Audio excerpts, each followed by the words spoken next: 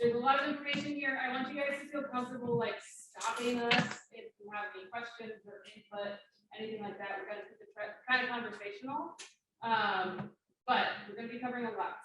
And if you have any specific questions, please don't hesitate to ask. I'm going to start off with super fun stuff. Ty gave this one to me. Remember that you are studying abroad, right? That means that you're earning credits and grades. Even if it's a fun class, like the island class at Bond, where you're playing dolphins and koalas, right? That doesn't have an equivalent at WVU. You both better take that class instead of this, right? But in any case, you should have been working with your advisor this entire time, right, to find courses that are going to fit into your degree and that match your plan of study, right? That's what a lot of you have been doing. You've been working on that. That's been a lot of our conversations, right? All right, you are earning credits and grades. That means it's going to affect your GPA once you're back. So go to class. As far as your registration, I think there's a couple people who still haven't registered for the placeholder course, but most of us are registered for the placeholder course. We all understand that that is a 0 credit hour course. There's no work. I'm not going to send you homework. I don't care. It just maintains your active student status while you're abroad. That shows that you are still a WVU student, even though you're not taking classes here, right? That also shows that you're going to be getting credits after your semester ends. Yeah? That also should have billed you your tuition fees, right? Or the program price that corresponds to whatever it is that you're doing, right? You're all doing a lot of very different things, which is super cool. Make sure you're checking in with the hub, right? You get scholarships, aid, things like that. Make sure that you're keeping on top of your stuff. I wish I could do it for every single one of you. I just can't, right? I'm one person. You are expected to maintain a full-time course load abroad, right? So while you are studying in Italy or England or Australia or Korea or Japan, right? You should be taking the equivalent of 12 WVU credits on campus. Yeah, in person on campus, 12 credits. We all know that some credits are measured differently in other countries. I guess that makes sense, what I just said. And there will be some math involved with how those credits are equal to WVU credits. Yes, if you're completely lost in what I'm talking about right now, please come talk to us, right? We want to make sure that you are comfortable and confident in what you're taking abroad. I also recommend, like it's not, this was, I guess, more of a COVID precaution, but try to keep some like on-campus courses just in case, like travel gets finicky again. You can always drop those during the ad drop period in January. You're not going to be double billed tuition or anything. It's just kind of a plan B, right? Make sure that you're keeping hold of your syllabi and your coursework while you're abroad. That is always useful just to have documentation of what it was that you were doing in that class. Electronic copies are great, doesn't take up space when you type in your baggage. Check your emails, right? You guys are still WVU students. I'm going to be talking to you. A lot of you have probably found out by now that a lot of my emails go to spam. That's fun, right? I promise I have important things to say. But check your spam as well. We'll be sending you emails throughout the semester with just some reminders, and also we want to see your pictures, please. It makes me happy. I love to see what you guys are up to. Oh man. Around mid-semester, we're going to be emailing you this form. This is a registration confirmation form, okay? And also, I should have mentioned, I'm going to send you all of these PowerPoints. I'm going to send you all of these slides. So I might stop you to take pictures or something, but like, just so you know, this should be saved in your inbox, right? After this. You're maintaining full-time credits abroad. This will send after the semester starts, so a month or two into the semester at WVU, we'll send you this email and say, hey, I hope you're doing great. We'd love to see pictures. Please fill out this form. This is where you're putting down what you actually registered for, right? So you all made your plan, right? You have your plan A and hopefully your plan B. Once you actually register for classes, we'll have you fill out this form. It's us double checking that you're actually in full-time credits abroad and that your host institution knows what you're registered for and they're confirming that. And financial aid, scholarships, your academic advisor use this form to make sure that you can move forward the next semester. Yeah, good. Thank you, I appreciate that thumbs up. Okay, a lot of you are familiar with TER. How do we feel about TER? TRR? Just a collective like groan. We all know and loved her. This is something that some of you may have already been working with, some of you may not have had to worry about it. Again, you're all doing different programs, but this is essentially a system where the registrar channels out like syllabi from different courses to different faculty and academic departments around the university. And they come back and say, this is B4360, this is EE 470, right? They come back and say, this is equivalent to whichever course. Or we'll come back and say, we don't have a business observed class, right? This is just an open transfer credit. Again, you're earning credits and grades, right? No matter what you think. Even if it's not the same with WVU, you're earning credits and grades. This term is just a university database. So if two of you are going to the same university, and you're taking the same class, and one of you puts something through term, that'll show up the same on both of your transcripts, right? This is a university-wide database, not just you individually. Does that kind of make sense?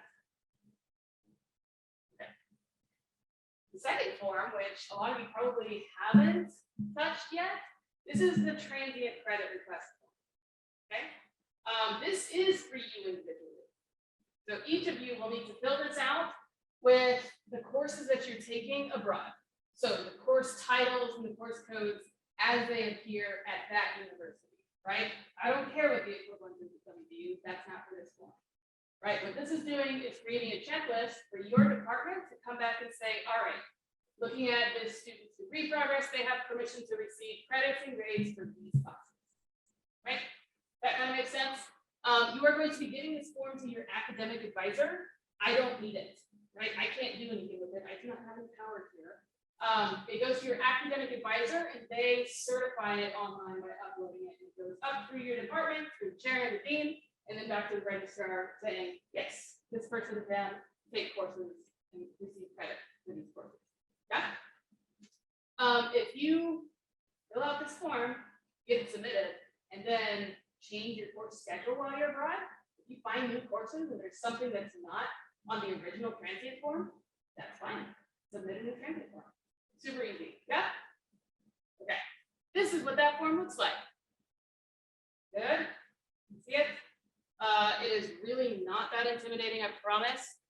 There's some simple questions to answer. And then here, we're going to be putting in the courses that you're taking abroad, right?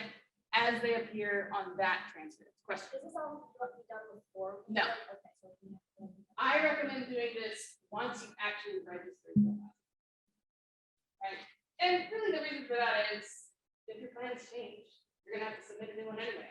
Right? May as well just have your schedule and get it filled out. Yeah. Who do you submit this to? Oh yeah. Okay, how do we feel about that? Okay, step 3 in transferring your credits back. This is going to happen several months from now. You're going to completely forget. You're going to have transcripts at the end of your program. Yeah? The university that you're studying at is going to issue you transcripts and give you credits and give you grades, just like you would get at WVU, right? A lot of you had to find like your unofficial transcripts or your official transcripts from WVU, right? So fine.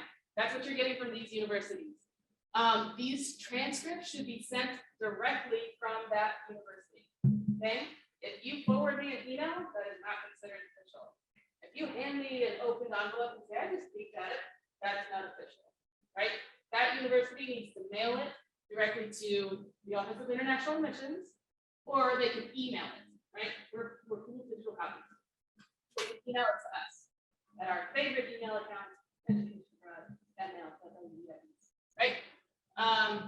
If you receive a transcript, we get this to International Admissions, they type it in, put it in your record, and you do not have a transient form on file, right? Remember, this is your department giving you permission to receive those credits and grades. So if you get a transcript and you don't have a transient form, you'll see no EQ, 1NT, transient credit or transient form needed. Something like that. Transient approval needed. That's what it is. Right? So you might see this on your degree works. You're going to come to me and say, why don't I see my credits? It's because you don't have a transient form on file. Now, that's exactly why we're here, right? We're here to help out. And if you did give it to your advisor and it got lost in the works somewhere, like we can help you track it down. But those are kind of the 3 components that go into you seeing your credits on your WBU transcript after all this is said and done. How do we feel? I know this is a lot. Good? Questions, concerns? Give a thumbs up. All right. This takes time. You're all going to different countries who have their own special perks and their own special academic calendars, right? Not everybody is exactly the same as WBU. So there's going to be a lapse between when you finish your program, when you receive your transcripts, and when they actually appear on your record here. Yeah? That means if you're getting scary emails about like scholarships or aid not being dispersed or not being able to register for classes because your prereqs haven't come back, right? You have to just wait for those credits to come back in. You're going to get them. Okay? I promise. Make sure that you're in contact with your advisors in the hub. That is the #1 best way to make sure that you are getting taken care of. It's just to communicate, right? Make sure that you're talking to the hub and saying, this is where it's at. I've talked to the university. I know somebody was abroad in the spring and they just got their transcript in October. That's how it goes, right? That's lots of that. So we just like heads up. Takes a minute. Because their schedule runs really late, right? So make sure you are taking ownership, right? You take responsibility for the resources that are at your disposal, right? Does this all kind of make sense? Feeling good? Am I splitting you that? Good. Great.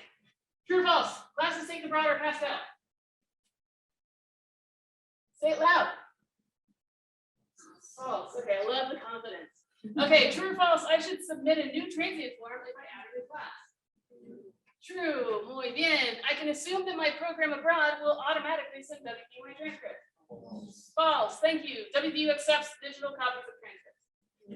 True. Woohoo! All right. Good? All right. That's section 1. Go for it, Ty. Perfect. So I'm going to talk a little bit about some of the important documents. I'm sure that you're already prepping your time abroad. These are some things that you should keep in mind definitely as you're planning, okay? Your passport. Everyone has a passport? Yes. Yes. If yours is getting updated right now, that's fine. Just send it to us before you leave, definitely. Okay? You should definitely check the expiration of your passport. Some countries will not allow you to enter if it expires in 6 months from your time of entry. Okay? So that's something good to keep in mind. You can always check out the state.gov websites to find out more about like passport requirements and things like that. Okay? Your visa, it validates your presence. The visa is basically the key that unlocks the door for you to enter the country. Okay, the visa and the passport together. If you're traveling to a location where you need a visa, our international health insurance is a great resource for you to use to kind of look up the intricacies of the visa process. Okay, if you're not already talking about that with the school you're visiting. Okay, non-US citizens, of course, ISSS to determine your specific visa requirements. If that applies to you, if you're a non-US citizen, we can chat about that and get you set up with ISSS. Any questions so far? Feel good? Definitely, you're going to want to have some documents that you keep with you during your travel. Of course, your passport's going to be with you, your visa. But it's also really important to take copies of these. Imagine if you perhaps lost your passport, or God forbid it is misplaced by somebody else, if they had stolen. Having a copy of your passport and your visa, like having those documents with you, is going to help you in the long run to remedy the situation. Does that make sense? It's a lot easier to get a new passport from an embassy if you have copies of your old. That happened to a student here. Like, we had an Australian student come to campus. She lost her passport like out on the town one night and had to go to Washington, D.C., but we had a copy of her passport on file. So that was really helpful. Yeah, so, when I traveled abroad, I studied abroad for when I was an undergrad. I had pictures on my phone of my passport, of course, and then I also left photocopies with my family back home, just in case. Never be too safe, right?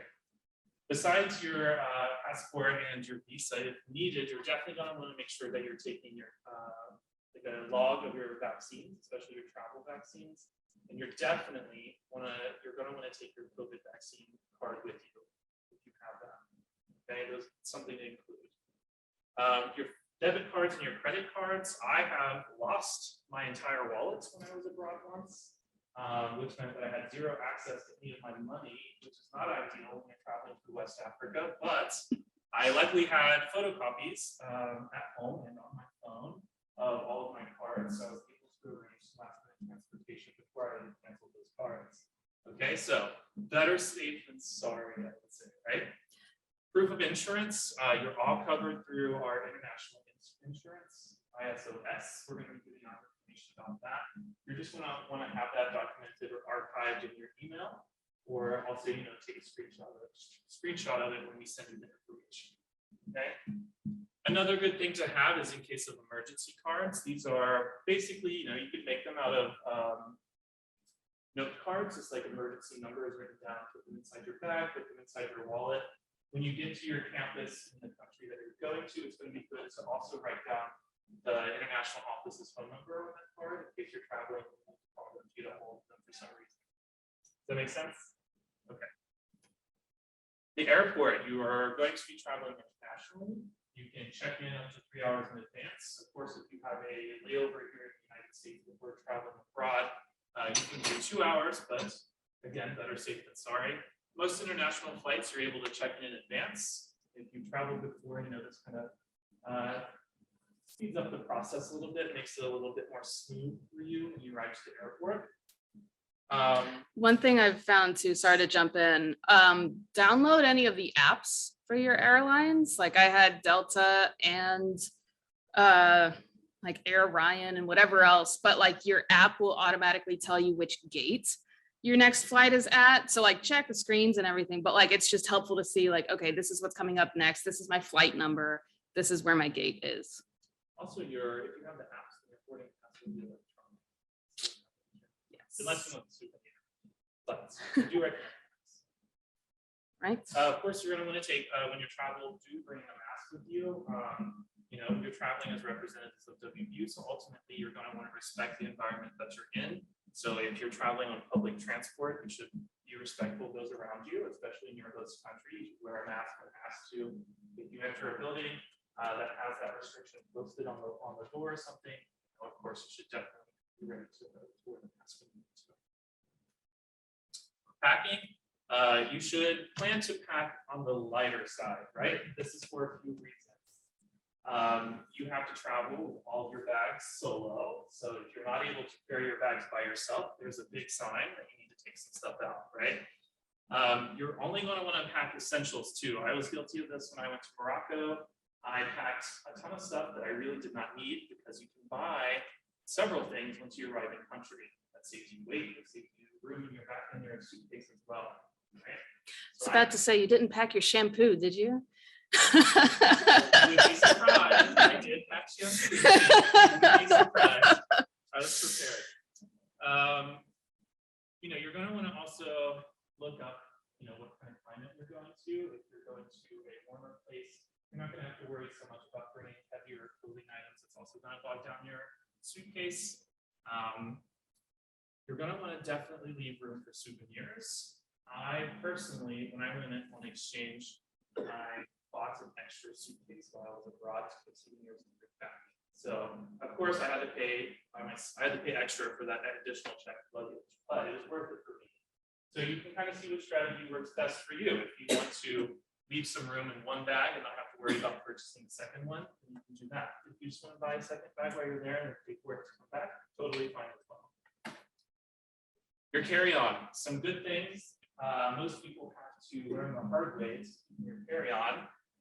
You're definitely going to want at least a change of clothing, right? I usually pack a toothbrush, especially if you're going long distances. And then travel size toiletries, of course, if they're 3 ounces, I believe. Those are great, so you can refresh when you get to your destination, or you can refresh in the airport if you're along the road somewhere, right? You're going to want to check airline regulations regarding any kind of medications that you may have. I had to take anti-malarial pills when I was in West Africa, and my bag got lost, and I did not have access to those malaria pills when I got back. So it was a fiasco working with the American healthcare system to buy anti-malarial pills in West Virginia. Right? So definitely keep your prescription medications in your carry-on bag if your airline allows it. Do you guys have any packing tips?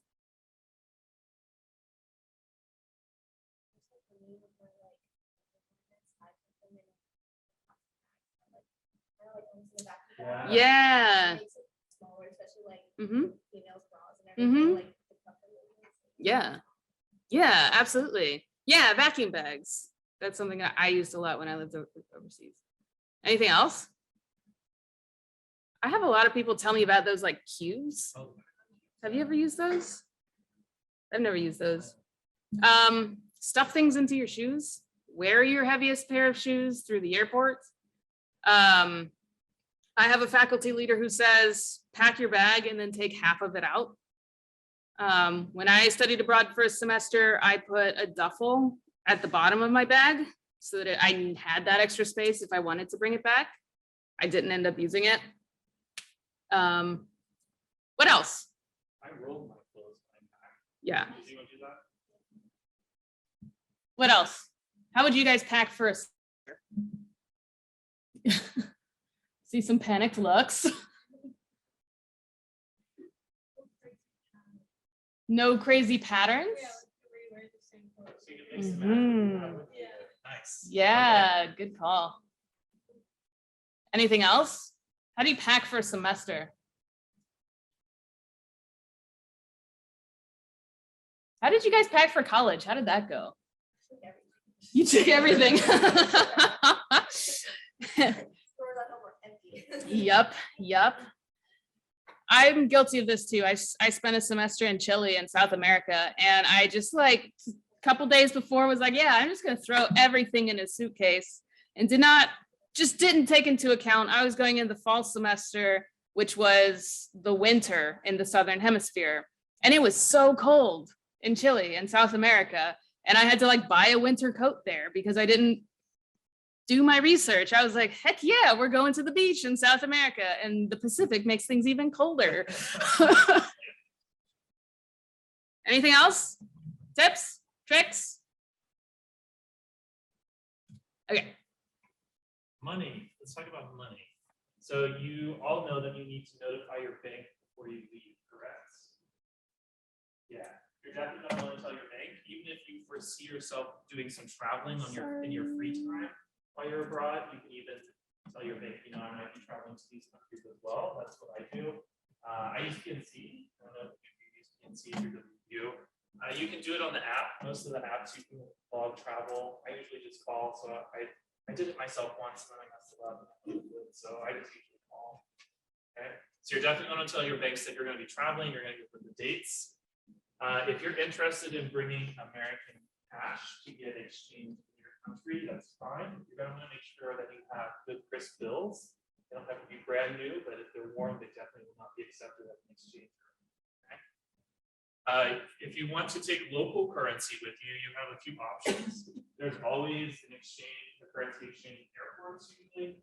I find these to be a little bit more expensive than other options, but if that's the route you want to go, definitely fine.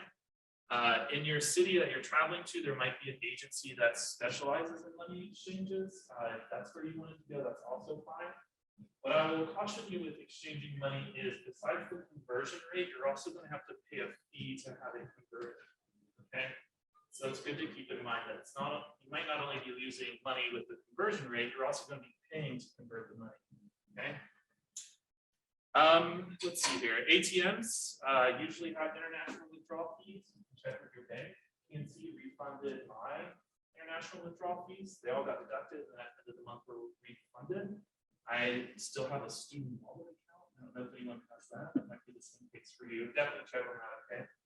Sometimes the withdrawal fees can get you. They bite you in the butt, take all your money, right? If you find that you have kind of a large withdrawal fee for international ATMs, what I would recommend is taking out a larger amount of money at once, so you're not making multiple withdrawals. Does that make sense?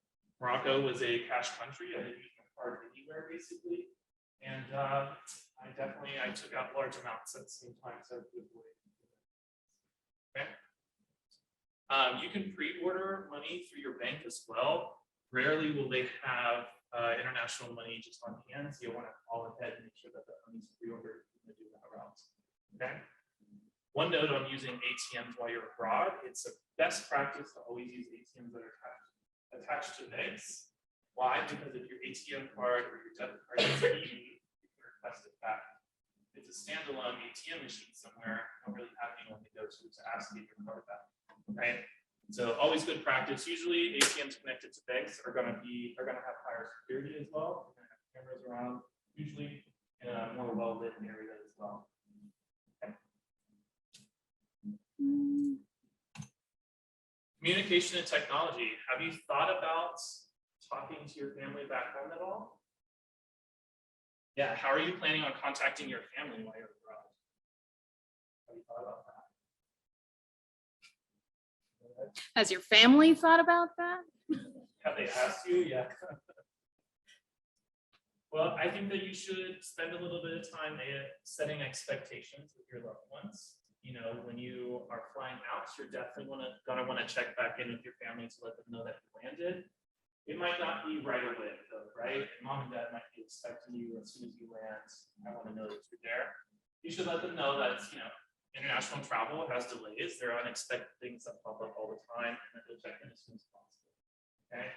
You know, if you're 30 minutes late from your check-in and your mom's calling me and asks where you are, I'm not going to know where to tell them, right?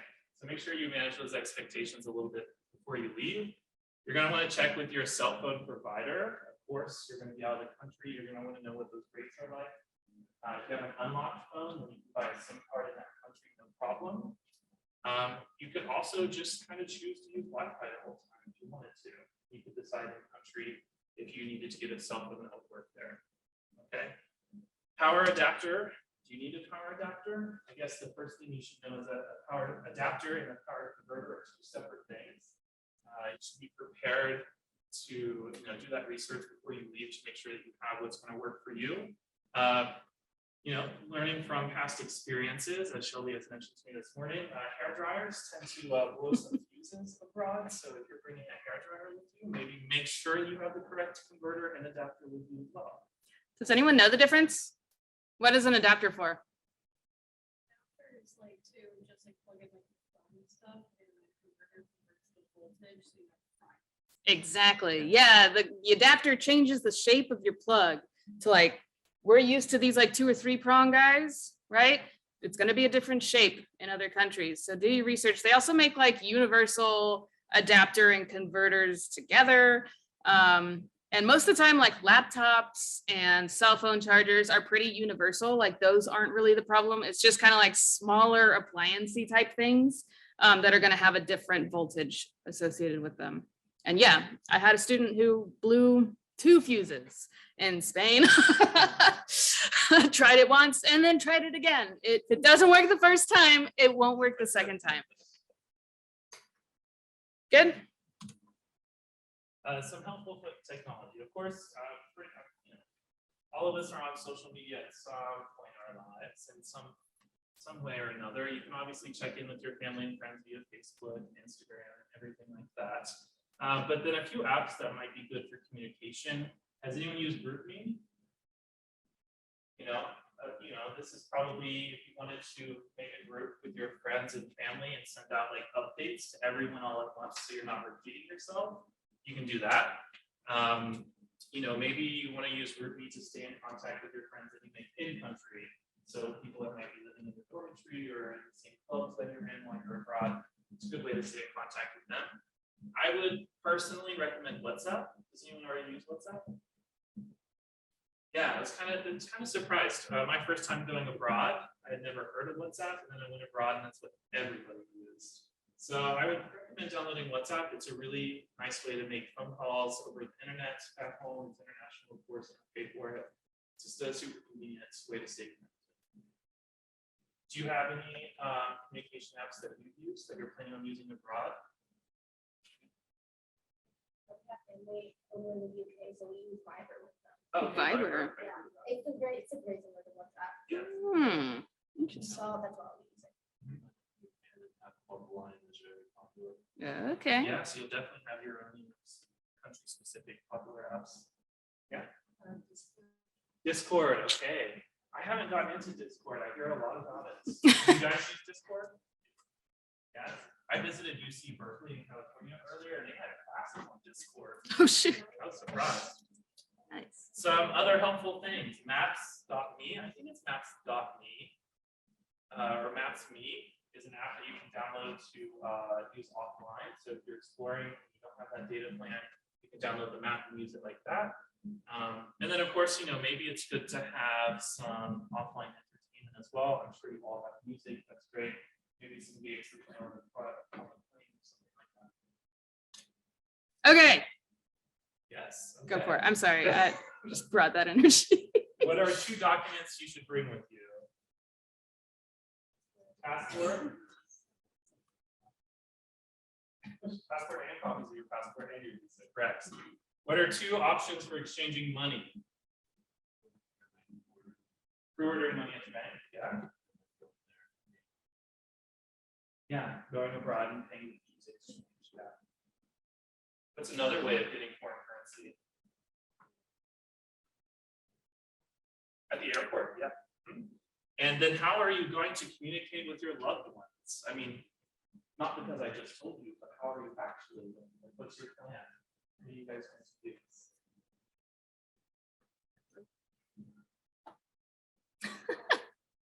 Never gonna talk to them. You said what's that? Yes. What's that? What else? I'm gonna get another one. An unlocked sound. Or an unlocked phone. Yeah. Kelly, I'm gonna bother you. How are you gonna communicate with your family? Which one do you think? What's that? That sounds nice.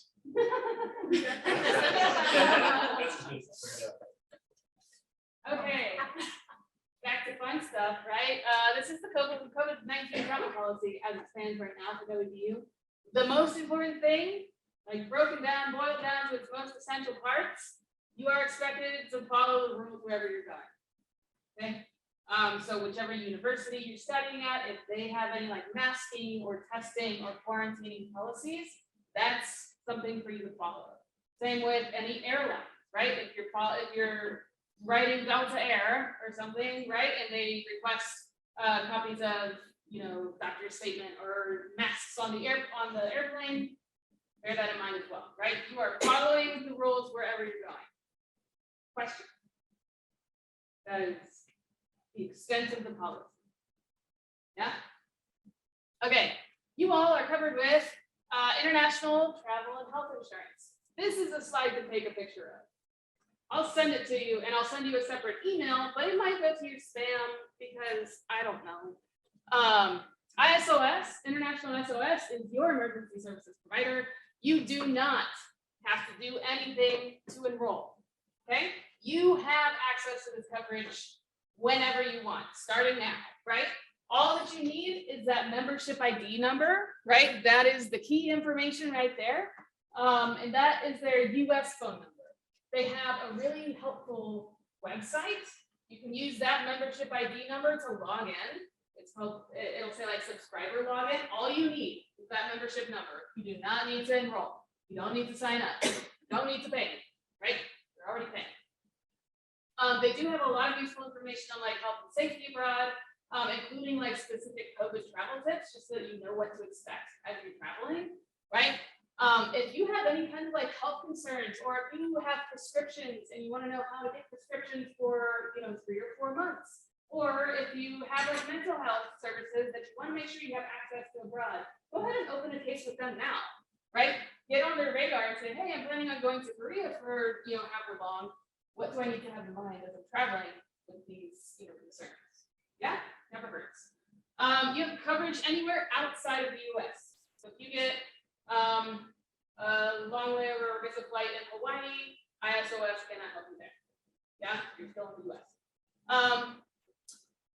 What was I gonna say? Some universities or some countries, right, require their own insurance coverage. That is just dependent on the country, dependent on where you're going. You'll have this coverage regardless. Okay. They also have a really useful app. You can download their app and it'll like update the phone number to the local phone number. You can put in your travel itinerary and it'll give you like updates as to what's happening there. Like if you're going somewhere for a weekend, right? our student worker went to Romania for a weekend or something like that because it was cheap. Like, go for it. ISOS is really helpful. Okay. Good questions. Good. All right. Back to COVID-19. Again, you are following the regulations wherever you're going. Have any of you like been on a plane in the past couple of years? If you have, how was that experience?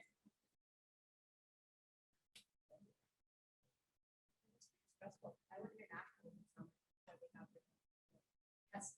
Okay. So we have to get tested within 7 hours.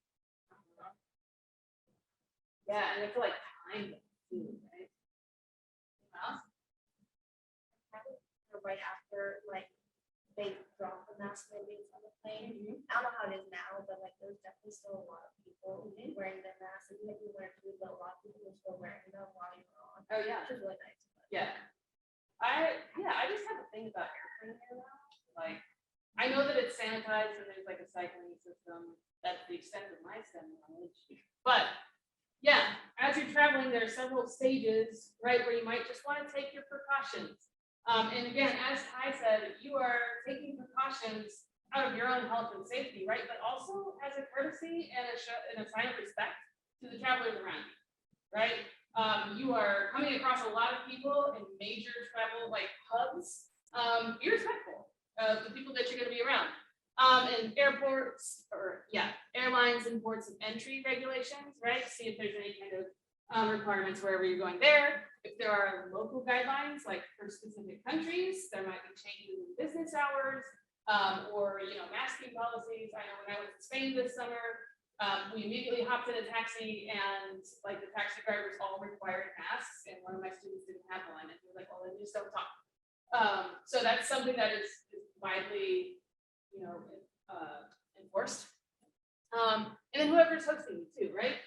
If you have any like regulations on gatherings or contact tracing or things like that. Yeah. Again, this is out of your own health and safety, but also out of respect for everyone else around.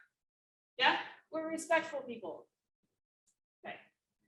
Other health concerns: make sure that you're bringing your insurance information. Right? Don't have that. Medications in their original bottles. Please don't dump a bunch of pills in a Ziploc bag and throw them in your carry-on. Copies of your prescriptions and why you might need them. Personal travel health kit. You never think about needing a Band-Aid until you need one. Or like I get really motion sick. I get car sick all the time. So that's something that I always have to prepare for. And then everyone else ends up taking my gifts. And like I said, with your prescriptions, make sure that you have enough for your entire stay. And another thing to take into account in ISOS is going to be something really useful with this. Check in on any restrictions on medications that might be in other countries. I know that like Japan, for instance, has some restrictions on like over-the-counter meds that we would use. Check out ISOS. Like Adderall, I know is one of the ones that's restricted in Japan, but I'm not an expert, right? I don't work for the CDC, nor do I work for the State Department. So make sure that you're checking in, doing your research. If you get prescriptions, make sure that you're talking to your doctors and getting coverage where you need it. Yeah. If you have any kind of need for accessibility, whether that's a learning accommodation or physical accommodation, please talk to us. Please also talk to the Office of Accessibility Services. Please also talk to your host. A lot of them, we've done some research and we've found really useful services on the ground there. So please take advantage of your hosts. Also familiarize yourself with counseling and mental health services, right? I don't want to diminish this. You're going through a big thing. Has it been stressful so far? It has for some people. Some people are like, no, man, this is awesome, right? It is awesome. It's a lot of work sometimes, right? There's going to be a lot to adjust to. We're going to talk about that more. But don't cut yourself off from resources that are made available specifically to you so that you can thrive wherever you're going. Yeah. As far as immunizations, just about everybody needs like the general immunizations, which I think you guys needed to have to get into college. We should be set on that front. Check in with COVID-19, right? If you have your vaccination card, make sure that you're bringing it. You can check on the CDC website. They will have country-specific information for recommended and required vaccines. Good. All right. travel advisories, the State Department. I'm actually gonna skip this slide because I'm never gonna answer. It doesn't matter. Say, there are different places where you can log your travel. I mentioned ISOS, right? You can have that app on your phone and throw in your itinerary and you'll get updates on that place. The State Department also has a system where you can upload your travel. And that's just so that there's a log with like the embassy or whatever US authority is in that country that you're staying there, right? Just in case you lose your passport or something, right? You are logging your information in with the larger US government abroad. You would also get notifications. I got a lot while I was traveling around Australia that was like, there's a protest happening on this street today, avoid the area, or things like that, right? It's just kind of useful. Also, please log your travel in the WVU Abroad application. We all know where to find your WVU Abroad application? Question mark? Yes? No? I love this. Yeah, you can go back into your application and add in itineraries. So if you are like Emma and do a weekend hop to Romania because it's $25 on Ryanair, throw that in your WVU Abroad application. That's super fine. That just shows our international risk manager that you are somewhere else for the time being in case anything were to come up, right? Her name is Tara. She's lovely. She has a 24/7 emergency line that I'll send to you guys. And send your prayers to her, not me, please. But also, if you ever get an email from Tara, like she gets advisories like there's protests or there's, you know, flooding in a hurricane or, you know, there's these disasters happening in a certain region. If she emails you and says like, hey, are you okay? Write back to her. It's the prettiest thing. But yeah, I'm doing great. Right? Or no, I need help right now. Right? Good? Okay. As far as personal safety, right? You are going into a new place. You are occupying space that you are not necessarily accustomed to. There's a lot to keep tabs on, right? It's overstimulating. I get overstimulated walking down High Street on a Friday night, right? There's a lot to see and do. So keep tabs of yourself and where you're at, right? It's probably not the time to bring your most valuable possessions that can never be replaced, right? Make your choices there. I always like to bring a DSLR camera. That's just me, and that's a choice that I make so I have something bulky on me. If you have phones, make sure you're aware of where your phone is instead of staring at it or like taking pictures. Make sure you're aware of what's in your hands, right? If you have backpacks, I know it sounds broken. I know it's awful, but like wear them in the front. Or I am an avid fanny pack user. Right? And that's where I'll keep a lot of my stuff. If you are taking out large amounts of cash at once, which would help out with the international fees, try to break up that cash and put it in different pockets or like inside pockets of your backpack. We've had students on faculty-led trips who lost, you know, a casual like $700 by leaving it all in one wad on a backpack on a train. So separate it out for your own benefit, right? What else? Be aware of your surroundings, especially at night. This is something that's really hard to put into practice. I've found. I get overstimulated and it's like, ooh, yeah, let's go just try whatever. And I tend to travel with people who are like, let's do this thing that looks interesting right now. So trust your instincts, know who you're traveling with, and know like what your limits are, right? It's okay to say no sometimes. But just be aware of where you're at and who you're going with. It is really easy to lose track of yourself. And that goes for, you know, drinking age and safe sex, right? You guys are all adults. We expect you to have a great time while you're abroad and do so responsibly, right? Respect whatever laws and regulations are happening abroad.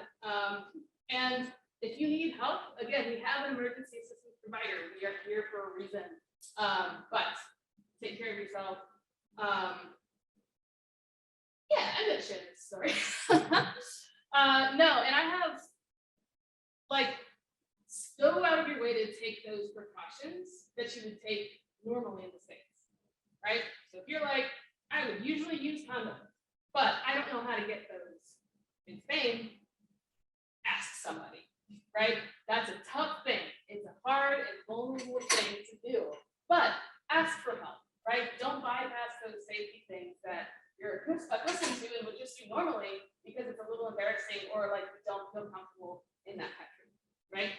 gonna be different, and that's great, and that's fine. Be safe. Yeah? Okay. Okay, you're also entering a new space, right? That's super exciting. That's the best part about this, I think. Read up on where you're going. ISOS also has tabs on like cultural attitudes and behaviors and what's acceptable, things like that.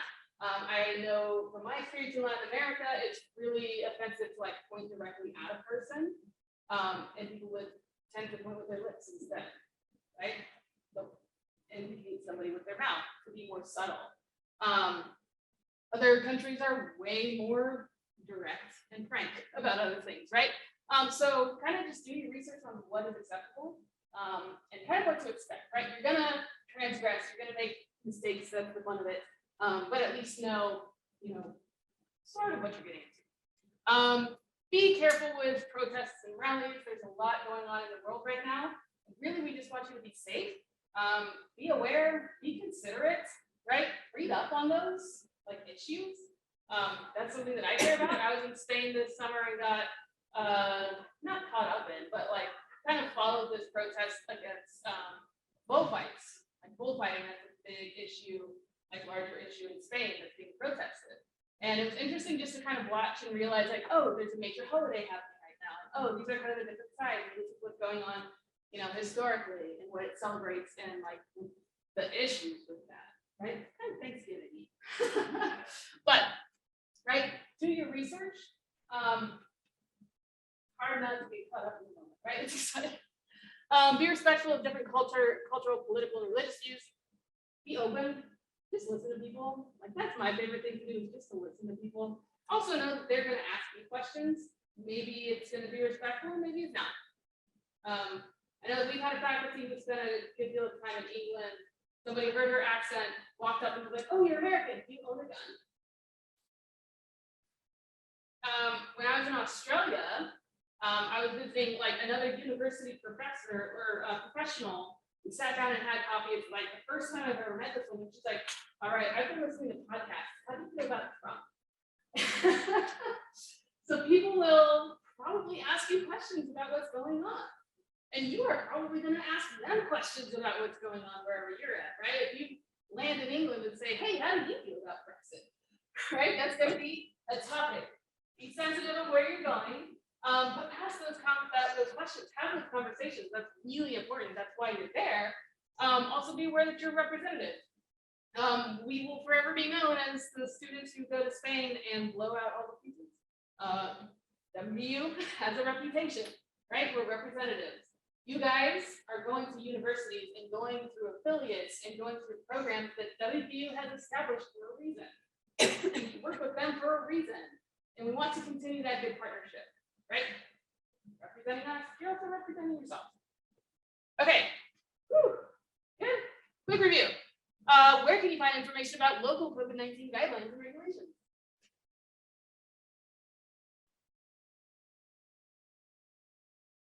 What? Oh man, I got my job. ISOS, thank you, Rance. Okay, who should you contact if you have a medical need? Very good. Also, like maybe figure out what the local 911 number is. Yeah, that's a good idea. And if there's any like student health sites on your campus. Where should you love you travel? WVU abroad application. Anywhere else? What? I heard it. Who said that? The State Department. Yeah, STEP. If you just Google step.gov, it'll come up. Okay. How many people in India did this in the chat? Oh. Who thinks that where they're from has nothing special or interesting? Okay, we got like a few. Okay, that wasn't like a contest. Who thinks that they have like something super interesting to share about where they're from? You're getting. I'm from Okay, all right. So that in itself is special. so I guess What's special about your smaller beach town? living here. It is cool. We all just hang out at the beach, so it's like it's an hour and a half south of San Francisco. So Nice. Cool. it's warm all the time. And here we are. All right, who else wants to share something cool about where they're from? Yeah. So I'm from Wheeling, West Virginia, and it has a national road and a suspension bridge. It was like the first bridge across the Ohio River.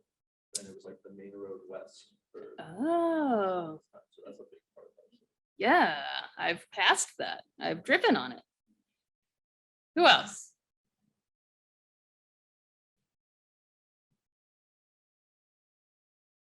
Yes. Mhm. I don't know. That's the most exciting. No, that is definitely unique about where you're from. Yeah. Also big in North Carolina, the first cookout was originally. Yes. Oh, okay. All right. Cool. Food is always like the big thing. Do some research on like the food where you're going, and also like ask the locals. Sorry, this is like unsolicited advice. Ask the locals what food to try. And at least in my experience, they always tell me cuisine from other countries. In Chile, they were like, try the Peruvian food. And in India, they were like, try the Chinese food. Like, okay. I'm from Indiana. I'm from Indianapolis. Does anyone know anything about Indianapolis? Cults. That's a thing that exists. That's Annapolis. You got it though. The other nap town. Yeah, we are very, very landlocked. Anyone else know anything about Indianapolis? There's colleges there. Is that what somebody said? I mean, we have a couple. Oh, who's chatting? Who's chatting? Gen Con was held there. Was it? I didn't know that. Does anyone attend Gen Con or know about it?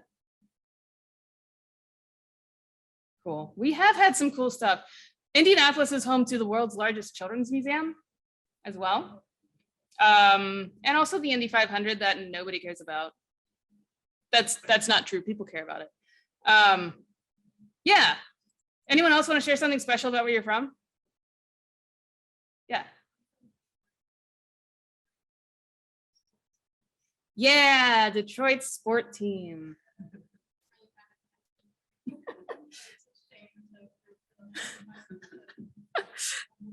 That's special. I'm gonna kind of just jump into the moral of the story here. Like, why do you think I care about what's special about where you're from?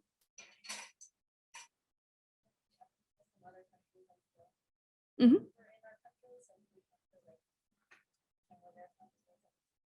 Yeah, know yourself, right? Know where you're from, know your own culture, know where you're coming from. But also other people are going to have perceptions about where you're from, right? Some people might have heard Wheeling and been like, ooh, Wheeling, right? Like some people have reactions. I have no personal ties to Wheeling at all. Some people hear Indiana and they're like Indy 500, right? Some people hear Pittsburgh and they're like Steel City, right? Pirates, whatever. Some people hear SoCal and they're like, oh yeah, just like the waves. And there's a lot more to where we're from than that, right? There's something that we know and understand about our culture and where we're coming from that we're sharing with people. They're also going to have opinions about where you're from, right? They're going to ask you how you feel about the current political situation, right? Things like that. And also you are coming to their stage, right? You're the outsider on their ground.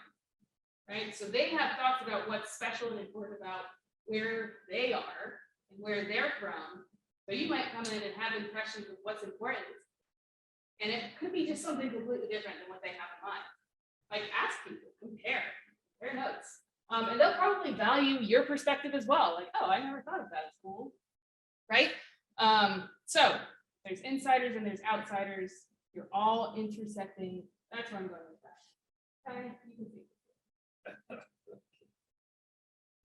Perfect. So this leads nicely into the Iceberg Model of culture. Has anyone heard of the Iceberg Model before? It's applicable in a ton of different scenarios, but We look up at the top, we see the surface culture, food, flags, festival, fashion. You as travelers, as international students to a new place, or maybe somewhere you've been before, this is when you have access to it right away, right? This is the observable part of culture. You can see it, you can react to it, you know, interact with it. But what you don't get to see is the much larger part of culture, which is hidden below the water, right? The bottom half of the iceberg is much bigger than the top. And this is all the values that kind of fuel the surface culture. Does this make sense? Okay, so underneath things that we can observe that we wouldn't know unless we interact with our host culture, communication styles and rules. When I first moved to Togo, West Africa, my host mother spoke very clearly and very loudly, and I thought she was upset with me for a very long time. That's not it, right? It wasn't until I stayed longer, until I started looking beneath the surface, that I grew to understand that that's communication style difference, right? I'm a little bit soft-spoken. My host mother was not soft-spoken, okay? Notions of courtesy and manners, that's beneath the surface as well. How does leadership work? Cleanliness. My host mother came into my room without permission and swept it all the time because I was not clean enough, right? Then we have concepts like self, time, past and future, attitudes towards elders, rule expectations, work, authority, approaches to religion, worship. So it's really good to keep in mind that we can observe culture, but we can't observe the biggest portion of culture. Does this make sense? Is that clear? Does everyone see how Iceberg is pretty apt to explain culture? So let's see, what are some key components of your own culture? Thinking about, you know, our last activity in groups, what are some key components of your own culture? How many people are from West Virginia? I'm from West Virginia. How many people from West Virginia grew up hunting ginseng? See, so even within the state, we have different cultural outputs, so to speak, right? So what are some of yours? Where you're from, what's one thing that you do that is your own culture?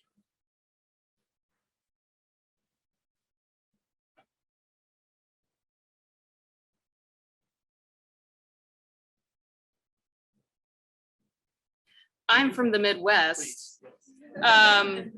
And my friends with I have a friend who's from the Midwest as well. And we just like send Snapchats to each other. And it's like the Midwest impulse to clean my house before and after somebody comes over, or like before I'm about to leave, or like clean everything just in case, and like have snacks at the ready and like be hospitable.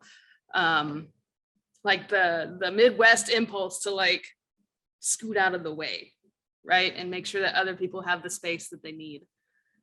That's always been something that, like, I was in Indiana for Thanksgiving, and I just like started this trail of Snapchats with people, and I was like, tonight is taco casserole, tonight is lasagna casserole, arguably already a pasta casserole, but made into a different casserole. Like, there's casseroles for everything. So like food is a big part of our life, and sharing food and sharing that time with people is a big part of Midwest culture.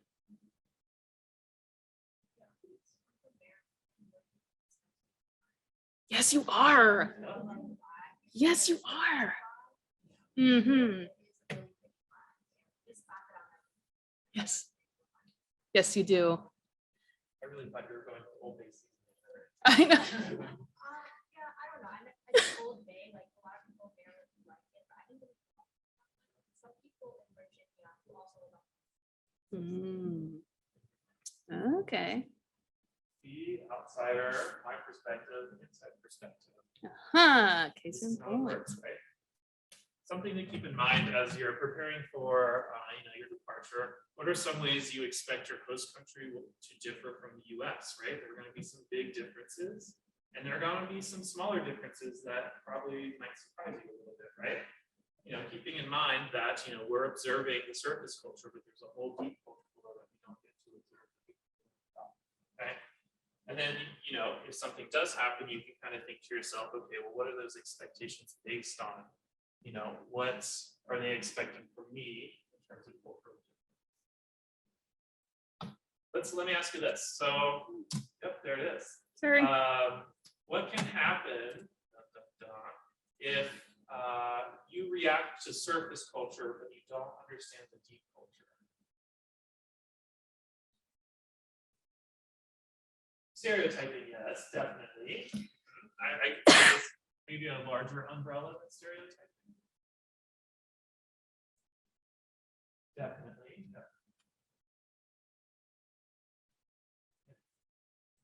Culture shock. Does everyone know what culture shock is?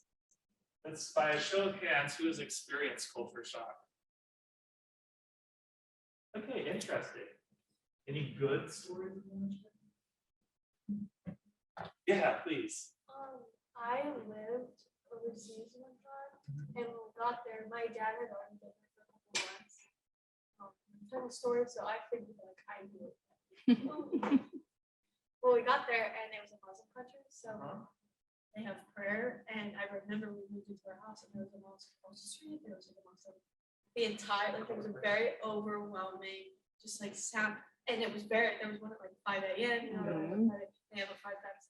And it was very overwhelming, almost like scary the first time it happened. I remember being like, "What is that?" Like, like, what is that? I'm like, "It's the prayer." Like, are you dumb? Like, we couldn't do this. I have to piggyback off this. When I was in Morocco, I was one of the only few international students that had the language skills to kind of travel pretty much freely.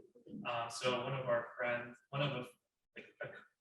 another international student, her mom came to visit, so I was kind of touring them around Morocco. She woke me up at 5 a.m., panicked, scared that something was happening in the street and that we needed to leave right away. And she was hearing me call to prayer. She never heard the part of call to prayer at 5 a.m. before. So definitely been there. Yeah. Yeah.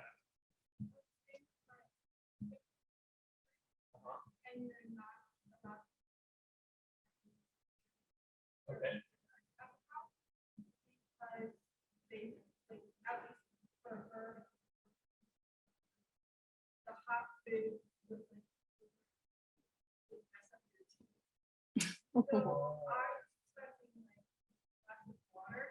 And she got all that. That had like soup and some super salty dip. Interesting. So piggyback off of that, I had a friend that was Brazilian, like just in America, and I went to her house when she was in Brazil. And this still, I feel so bad. They did the same thing. I got like an argument with her mom, which is so unlike me. I was like, "No, you can't." She's like, "You can't. That's bad for you." And I was like, "No, you're wrong." Like, no, I like, that's no. And I didn't realize it was like a cultural thing. Right. I came home and told my parents, and they were like, "Elizabeth." Like, So, I mean, that's all about the surface and the deep culture. Some things we can observe, some things we cannot. Culture shock comes whenever you leave the familiar, your own culture, and you go to something that's unfamiliar. You're out of your comfort zone. So a new culture, basically.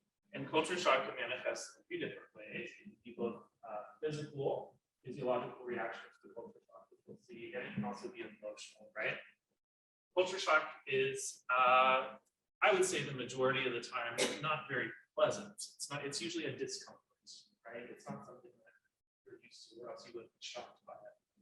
And culture shock has 4, arguably 5 stages that are not linear. They can happen in any order at any time, right? So we see here the honeymoon. What do you think the honeymoon phase is? Yeah. excited to be there, but it's just that first, like, oh my God, I'll be excited to smell. Everything's new, everything's exciting, you're loving it, you're having the best time, right? It's like you're on a honeymoon.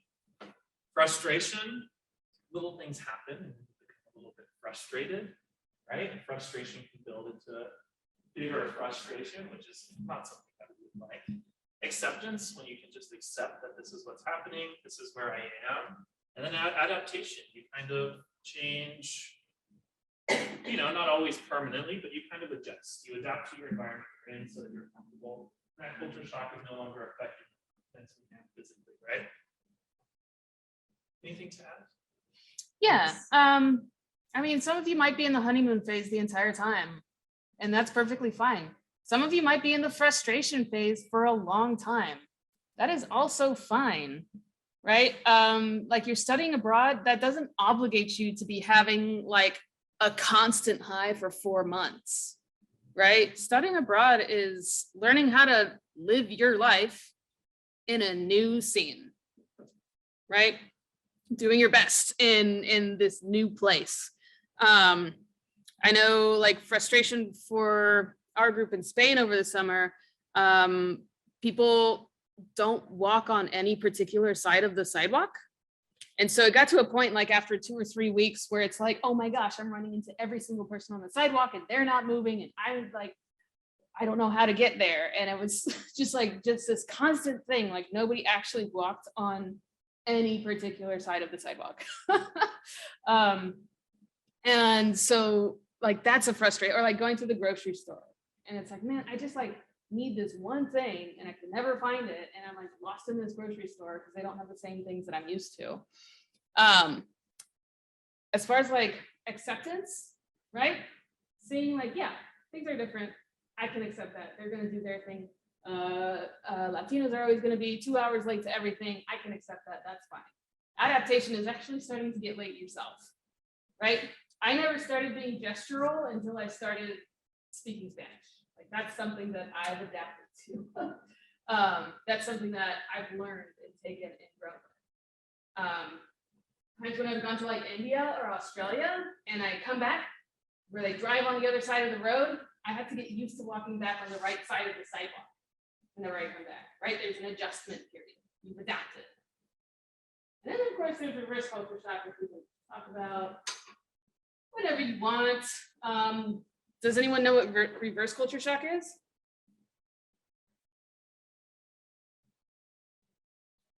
Yeah, it's when you go back and then it's like, oh, this is what was normal, right? That's something that like has been a stumbling point for me whenever I travel, is like, oh, I've got to go back.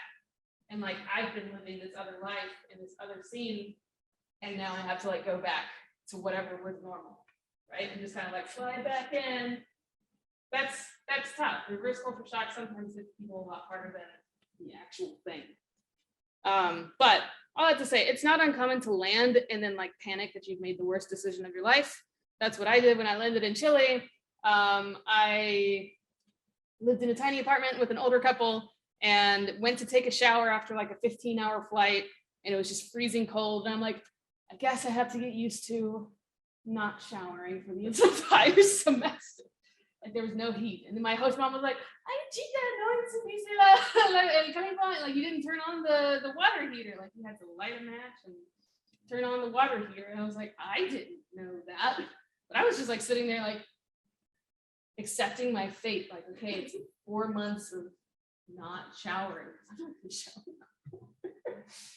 Yeah, so there's like frustration there, but then like bounce back. It's not linear. You're going back and forth. Sometimes you can experience culture shock without anything really even happening. I first landed in Morocco. I had to take a 4-hour train south to the university. Just looking out the window, I was thinking, oh crap, I messed up. I don't have enough money to go back home. Nothing really happened to me. I was just in a new place. I had a little bit of discomfort because I don't normally function in that area. I don't normally function in the Moroccan space. You know what I mean? So sometimes it can be a little bit more subtle as well, but it helps just recognize that, this is new. I'm out of my comfort zone. This is culture shock. I'm experiencing it now. I think it's really important to know that culture shock is not all a mental game. It can be mental, The mental game is part of culture shock, of course, but culture shock kind of manifests in physiological symptoms, rapid mood swings, anxiety, irritability, withdrawal from your social circles, withdrawal from, just kind of borderline depressive episodes, things like this, extreme homesickness, sleeping too much, too little. And all of this can be caused by any number of these triggers, right? The climate. I lived in a super hot place where I felt like I was baking 24/7 because I had a tin roof and a mud hut. Food, of course, you have to adapt to new foods. The language, the values, the dress. What's really important here is that you know yourself, right? We as humans go through natural phases in our life where we might be a little bit more sad than we are happy. This kind of thing is normal, and this is life. And it's going to happen just the same abroad, okay? Where this comes in handy is, knowing yourself to an extent where you can say, okay, this is not how I normally would act. Maybe I do need to reach out. You know what I mean? Maybe you're getting sad and you're staying sad for a longer period of time than you normally would, right? So recognize when you're not kind of acting yourself and recognize when it's time just to reach out to somebody. Coping strategies. I don't think this is a big thing anymore. Shelby and I talked about this earlier. We both wrote blogs while we were abroad. I think that I left that in there on purpose. And like Ty mentioned before, I wrote a blog so that I didn't have to tell the same stories to my friends over and over again, or my family. It's like, here, go read it. Like, that's, my pictures and stuff. Also, as an aside, when I got back I was in Pennsylvania, I had to get my computer wiped. Like, there was something wrong with it. And I forgot to back up all of my photos from a semester in Chile and Argentina. The only pictures that I had left were the ones from that blog. So that's what I have from 4 months in South America. Yeah, blogging is a great way, or even journaling. I mean, it doesn't have to be public. I did a blog as well. It's just a great way to archive your travel and to archive your memories. I had people from WVU that followed my blog, and then I had people from the institution in Morocco that also followed my blog. So you want to know what's up, especially your professors here. Yeah, and that being said, if you do write something, like I've had students do that in the past, if you have posts or blogs, I had a student study in South Africa and she was like, I wrote all about like the controlled power outages and stuff. And I'm like, I want to know that. Send me your blog so that I can share it with future students. Like, that's really useful. Another coping strategy if you're having a hard time with culture shock is find a community.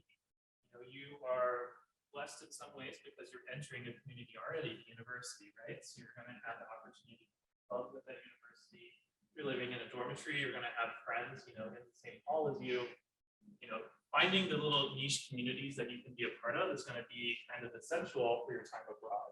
It's not always easy to put yourself out there, but I think you'll find as an international student, you're going to see that a lot of people really just want to get to know you. They want to ask those questions about where you're from, and they want to be your friend. Okay, so if you're nervous, just think, Ty told me a long time ago that they probably want to be my friend. They probably do, right? Yes, we will be sending a Google Doc for you to sign up on. And this Google Doc is basically, let's say you are all going to Strasbourg, we'll send you one Google Doc and then you can share like socials, you can share contacts, you can connect that way. We want you to be able to connect with people from the community that you're traveling with too, right? Sometimes we have visiting students, so students from other universities that join our exchanges, so they'll be on there too, so you'll have an opportunity to do that as well. So you're gonna already have sort of a community before you go. Should you rely on the people that you're going with to be your community the whole time you're on exchange? No, you should branch out, you should make friends. Student orgs, of course, international office, most likely they're gonna have some kind of student org fair once you arrive. It's usually something universities do at the beginning of the semester, of the semester, right? So if you hear about a student org fair, definitely attend. I joined an origami club, not because I was skilled at origami or particularly cared about it. I just wanted to make friends, and that was the best way because I was not into wrestling. Family and friends at home. Of course, don't forget about your community that you already have pre-established, your safe zone, your comfort people. Don't forget that they're a great person to reach out to if you're having a bit of a tough time and you need help coping with culture shock. I also just want to super quick aside on that Google Doc. For confidentiality reasons, I'm not giving all of you guys everybody's email addresses, right? That's for your benefit.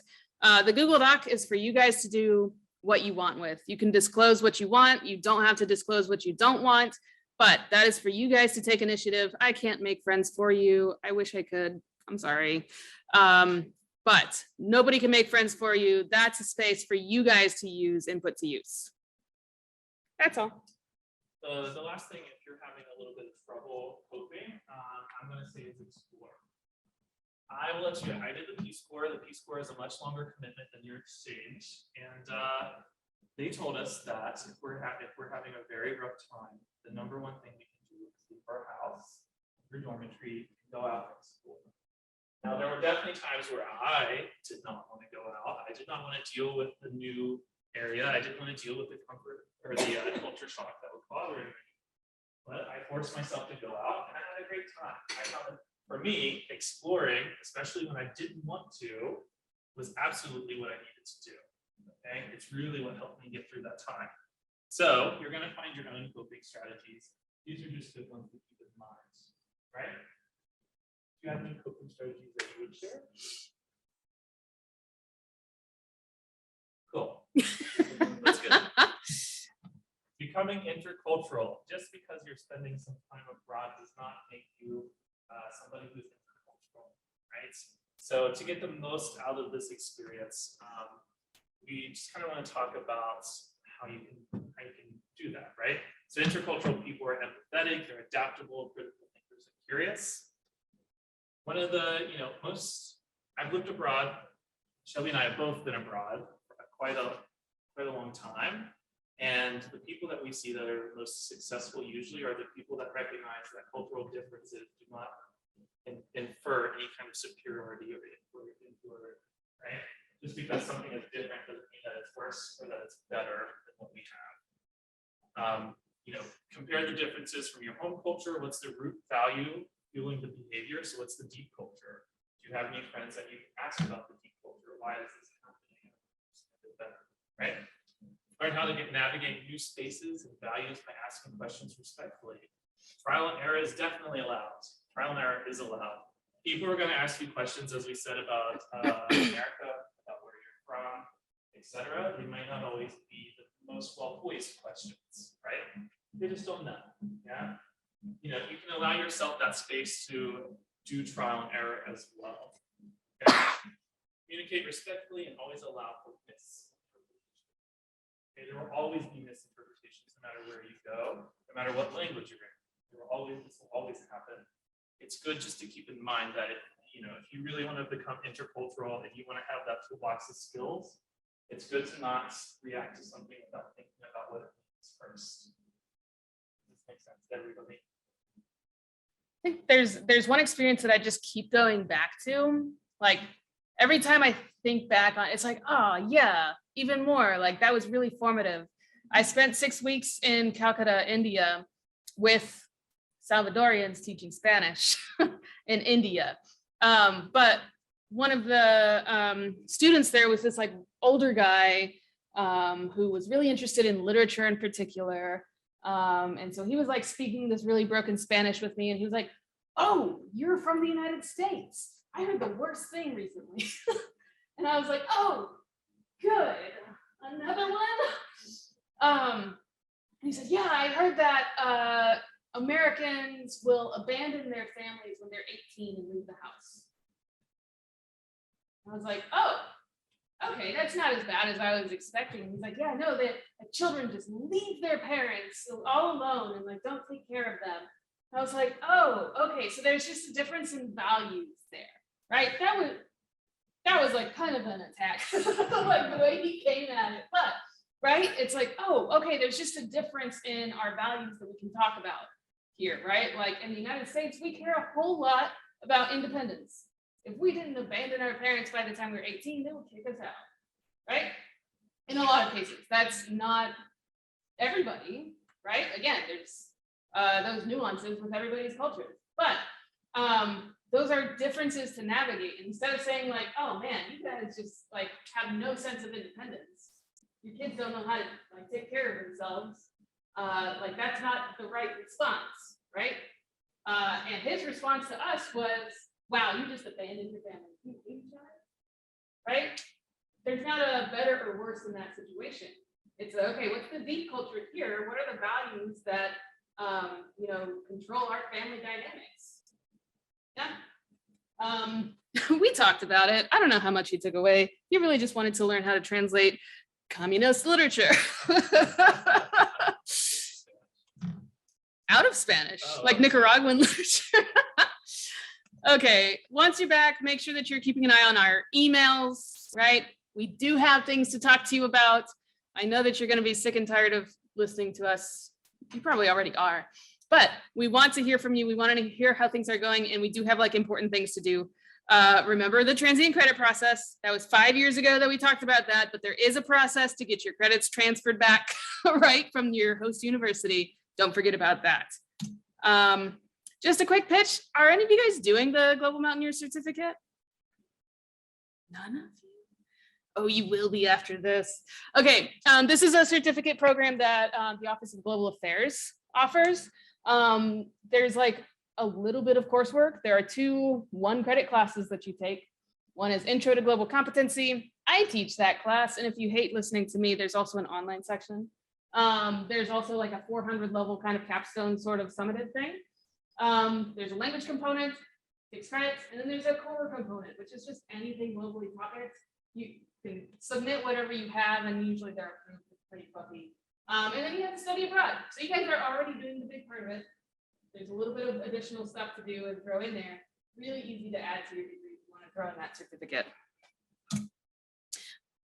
Do any of you follow us on social media? A couple of you? Yeah? Have you seen the takeovers that have happened recently? There's somebody in Hawaii, somebody did a takeover from Spain, Japan. Yeah, we've done a story on Japan. Yeah, there's been several takeovers lately. And if you guys want to share what your experience is, Kylie is fabulous. I love Kylie. She's super sweet and nice. You can say, hey, Kylie, I'm in Ireland, right? I'm somewhere cool and I want to share this with you guys. Can I do an Instagram takeover? And she would love you for it. She would love you for it. Also, you know how to reach us. You know our email addresses, right? If you don't, I'm concerned. For other reasons, let's talk. All right? Okay, that's the cut for us. Like, we're done with our stuff. What questions and things can we help you with? I know this is a lot and your brains are squishy now. Yes. Yeah, I try to compare different services like Kayak or Hopper. I think like Expedia and stuff, you can always check. I would compare multiple groups, but when possible, I try to book like directly with that airline. It might just come out a little bit cheaper. Also, as you're searching for flights, try to use like incognito mode or something so that it doesn't keep your cookies. There's a fun thing with airlines where if they see that you keep looking at tickets, it's going to raise your prices to create a sense of urgency. Don't fall for it. Don't panic. Hopper is an app that I really like. But,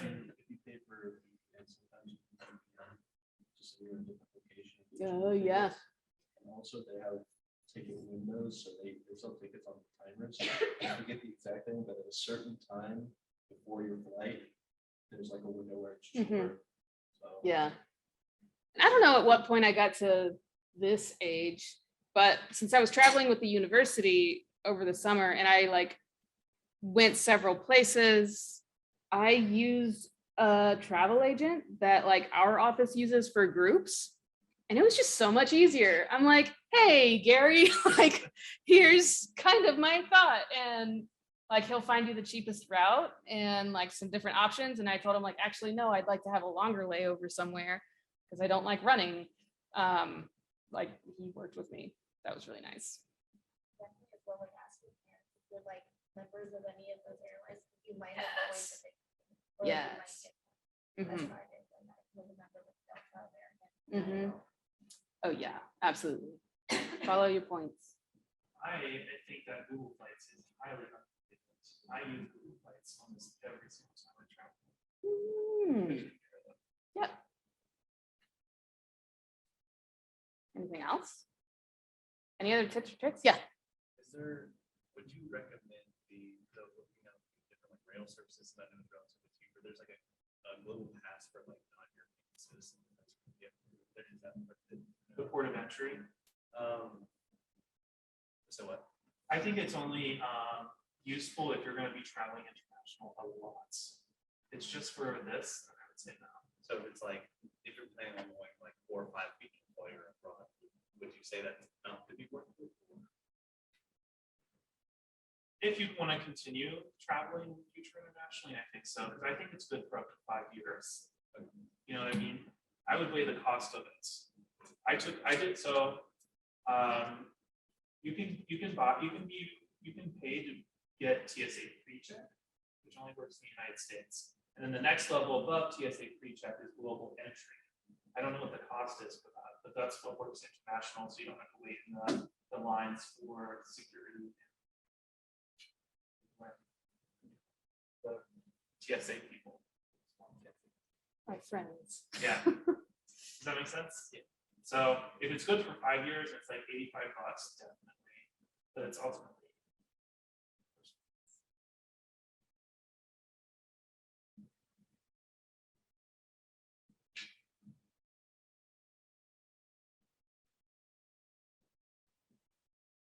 I love this game. Yeah, everyone feels great then. Uh-huh. Well, unfortunately, you know how to find me in time. So if you have any lingering questions or need any advice, like I said, I'm gonna send out like a Google Doc. Has everyone signed in on that sheet? Yes, has anyone not? Okay, could you hand it that direction? But this is also a chance if you met somebody tonight who's like going to relatively the same place or the same continent. Like, I think Emma went to Romania with one of her friends who was studying in Italy. Emma was in Ireland. Like, connect with people and go do cool things. Like, bring your WVU flag and send us pictures because you'll show up on all of our media. But yeah, now's your chance. Say hi, everybody. Thank you all for coming. Really appreciate your patience. I know this is long. But we'll be in touch. See you.